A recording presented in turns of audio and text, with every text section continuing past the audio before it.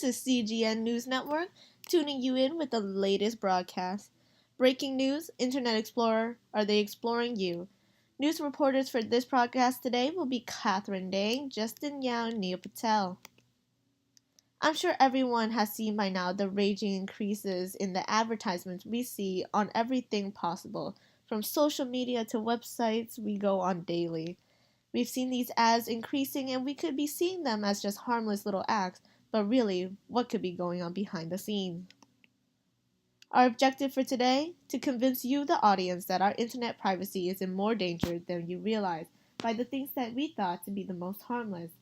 No one is safe on the internet as long as we allow internet cookies to have this much control, and we need to start taking more actions to minimize their influence. It's important to know what is happening to you as you use the internet. Why? Cookies can record when and where you saw an advertisement, where in the world you might have been when it happened, and whether you clicked on it.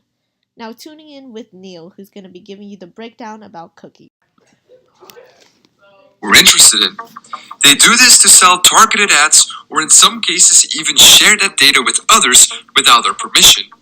In recent months, there has been a lot of fuss around the fact that Facebook tracks its users across the internet. So how do they do this?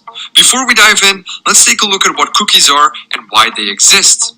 Let's take a look at how cookies work. Let's imagine we have a website that requires people to log in to see the contents of the site.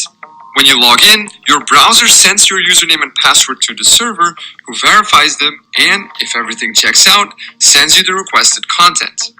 However, there is a small caveat. The HTTP protocol, which is what we use to browse the internet, is stateless. And that means that when you make another request to the same server, it has forgotten who you are and will ask you to log in again. Can you imagine how time-consuming it will be to browse around a site like Facebook and having to log in every time you click on something? So cookies to the rescue. You still log into the website and the server still validates your credentials. If everything checks out, however, the server not only responds with the content, but also sends a cookie to your browser. The cookie is then stored on your computer and submitted to the server with every request you make to that website. This cookie contains a unique identifier that allows the server to remember who you are and keep you logged in. As you can see, cookies are very useful and they make our lives a lot easier. But it doesn't stop there. Besides keeping you logged in, cookies can also be used to store your settings. Let's say you change the number of results your favorite search engine should return. Chances are high that they save this preference in a cookie and not on their server. But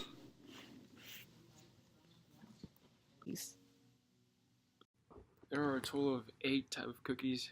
However, I'm going to tell you about 4 common types of cookies which are used by many companies. The first cookie is session cookies. It's basically when you exit a particular website, it will automatically be removed. For example, online banking, you have to put your username and password, but when you close the website, you have to sign in again. The second cookie is persistent cookies. It gives you the option to remember me.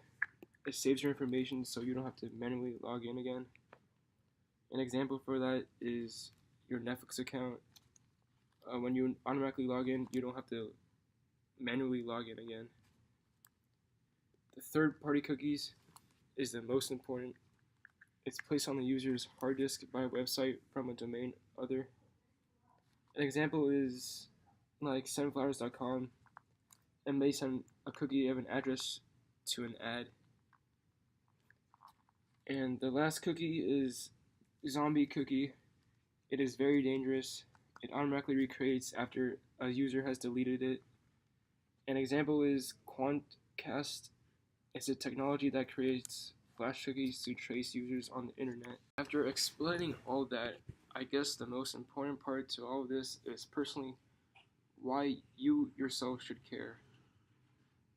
Just imagine how easy it is for advertisement companies to be able to get almost every bit of information from you. From what you do the most on the internet every day, and what your interests are, to where you live, and who your friends and family are. Now, imagine how much easier it would be for a hacker to get to that information. And let me just tell you, that's only the start of the long list of reasons as to why you should care. A counter argument against cookies can only hold so much information, and cookies set by one website cannot be used by another. However, cookies set by a website can track you through the next website you go to as soon as you like and share. Everything you do cannot be seen by the original cookie. One simple way to be able to limit the amount of cookies used when you use the internet is to simply go to your privacy settings and just block them.